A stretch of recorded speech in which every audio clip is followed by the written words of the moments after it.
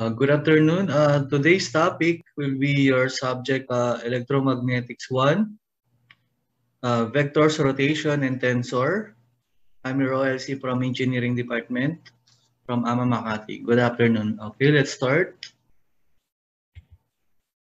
Today's course learning outcome for topic of vector rotation is identify the direction of vector using the right-hand rule, examine the different types of formula and their difference, and finding also the rotation matrix. Okay, and we will also have an example or principle of a vector analysis. Okay, let's start. Let's start by the definition of an angular velocity and angular momentum.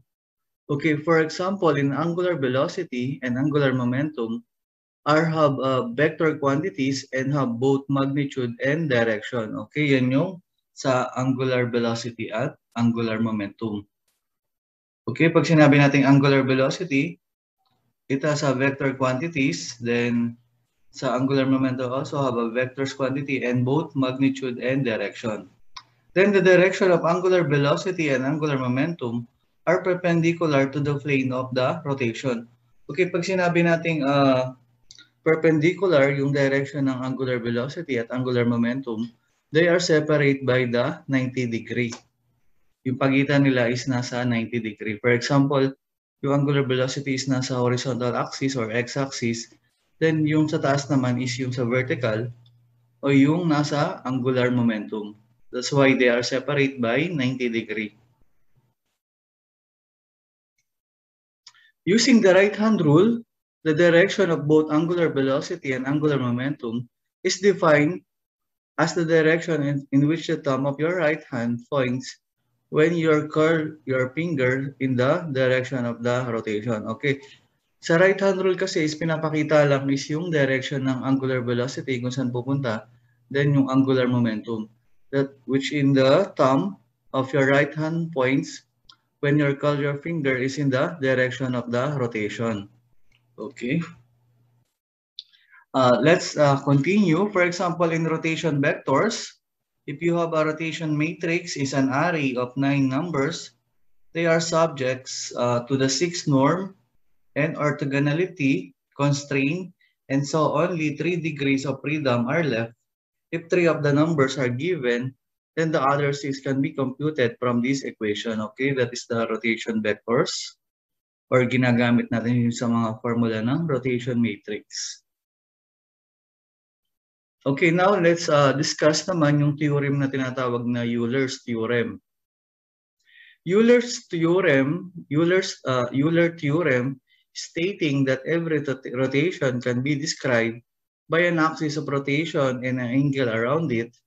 Then a compact representation of axis and angle is a three-dimensional rotation vectors whose direction in the axis and whose magnitude is the angle in radians. Okay, sa Euler's theorem is ini-state nito yung kada rotation is nadi-describe dito kasama yung axis ng rotation at saka yung angle na rin na around its axis of rotation. Then it's also a representation of axis and angle who has a three-dimensional 3D. For example, katulad ng dati, meron tayong x, y, and yung say. Then whose direction is the axis and whose magnitude is the angle in radians. Okay? Kapag yung sa rotation ng vectors, yung direction nito is yung axis. For example, nasa x-axis, doon natin malalaman yung direction. Then yung sa magnitude naman niya is naka-angle or unit is angle in radians. Now we will discuss the tensor. We will define tensor. We will identify some important mathematical properties of tensor. Then we also apply the alternative and the literature often used in the tensor. Okay. Now let's discuss tensor as operators. Okay, what is a tensor? Tensor is generalization of a vector and matrices to potentially higher dimension. Then it is internally, for example, we have a tensor flow. It represents a tensor as an n-dimensional arrays of base data types. For example, we have symmetry and antisymmetry. Okay, let's discuss. Okay, take note lang natin, the contraction can only take place between one contravariant index and one covariant index. We also note the formula for this one.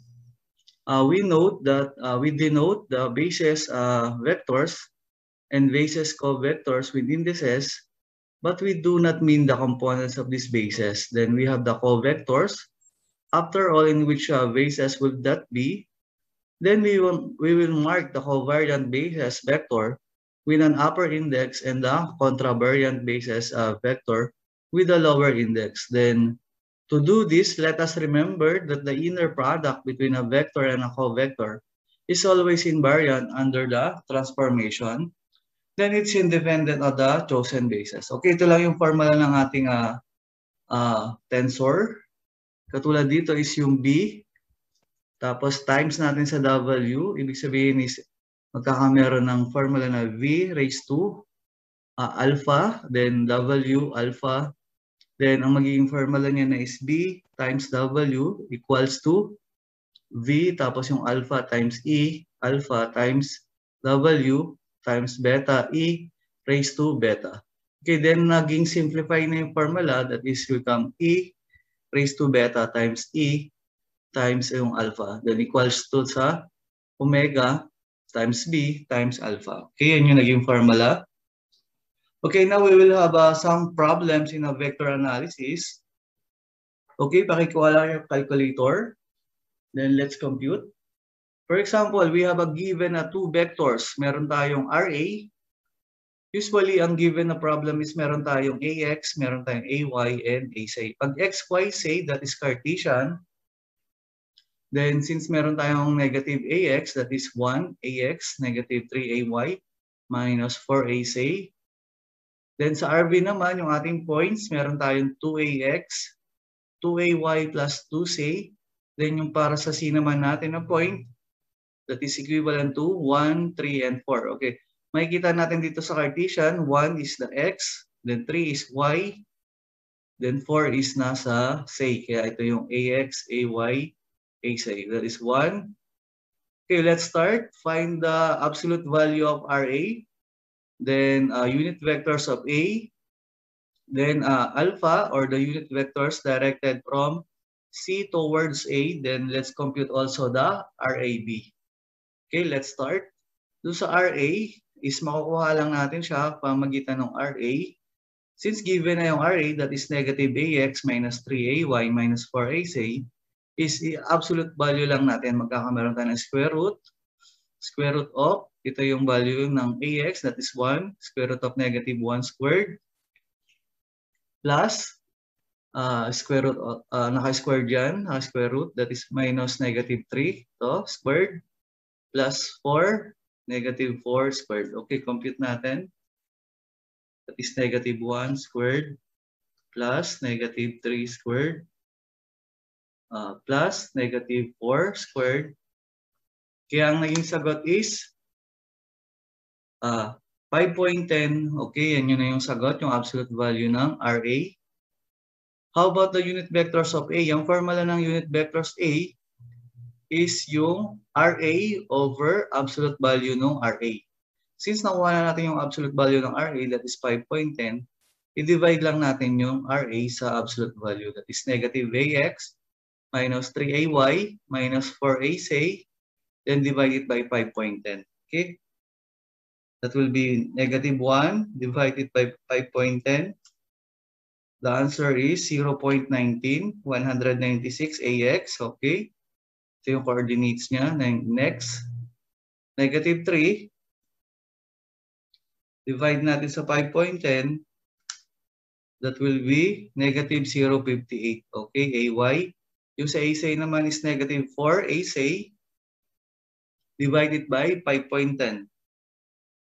Negative 4 divided by 5.10. Okay, that is negative 0.78. Okay, ito na yung pinaka-final answer. That will be negative 0.196 AX minus 0.588 AY minus 0.7848. Okay. 43, okay? Ito na yung sagot. How about dun sa C? Sa C, unit vectors directed from towards A. Okay, paano yung computation natin yan? Ibig sabihin, kunin muna natin yung RCA.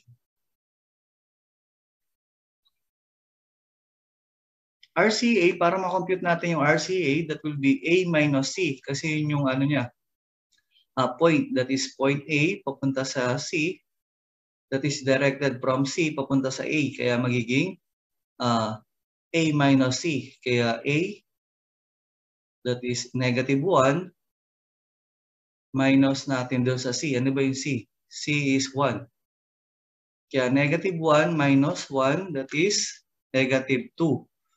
Then A minus C again, that is negative 3 minus negative 3 minus 3, that will be negative 6 AY. Kasunod naman, A minus C again, that is negative 4 minus 4. That will be negative 8. Kaya ito na yun, naging total ng RCA. That is negative 2AX minus 6AY minus 8C. Then, katulad din kanina, that is magiging, since ang hinanap dito is unit vectors, that will be yung RCA, divide natin doon sa absolute value. Okay, that's why this is the formula, RCA divided by absolute value. Okay, kunin muna natin absolute value ng RCA, that is square root 2 squared plus, okay, ano lang to, diniretso na kasi ito negative 2. Kahit squared mo naman yung negative 2, ganun pa rin siya. Negative 6 squared, ganun din ang lalabas. Then negative 8 squared. Ang lalabas is 2 square root of 26, that is 10.19 or ni-round off na, 10.20. Okay? Then, nakuha na natin yung absolute para makuha yung unit vectors ng CA or RCA, that is RCA divided by unit vectors na 10.2. Okay, isa-isahin natin. Negative 2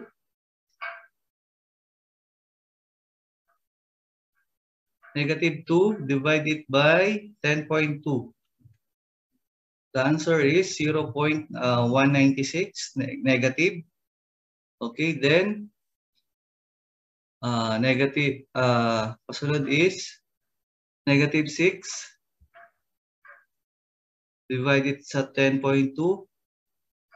That is negative 5.88 AY. Okay, tama ang sagot. Then kasunod, negative 8. Divide natin sa 10.2. That is negative 0.784. Okay, tama ang sagot. Then ito na magiging final answer ng alpha unit vectors directed from C towards A. That will be negative 0.196 AX minus 0.588 AY minus 0.784 AC. Okay, nakuha na natin yung letter C. Okay, how about yung RAB? That is yung R from A towards B or from A papunta sa B, kaya magiging B minus A. Okay, B. Ano yung B natin? Ito. Tsaka ito yung RA. Okay, yan yung Cartesian, yan yung coordinates. That will become 2 minus 1. Okay, 2 minus 1, that is this one, B minus A, 2 minus 1. Since negative ito, 2 minus negative 1, that will become 2 plus 1. Kaya naging 3AX. Then B minus A again. 2 minus negative 3, that will become positive. That will become 2 plus 3. That will become 5AY. Then, kasunod, B minus A again. 2 minus negative 4. Edi 2 plus 4, magiging positive yun. Kaya, naging 6. Ang magiging answer is 3ax plus 5ay plus 6ac. Okay?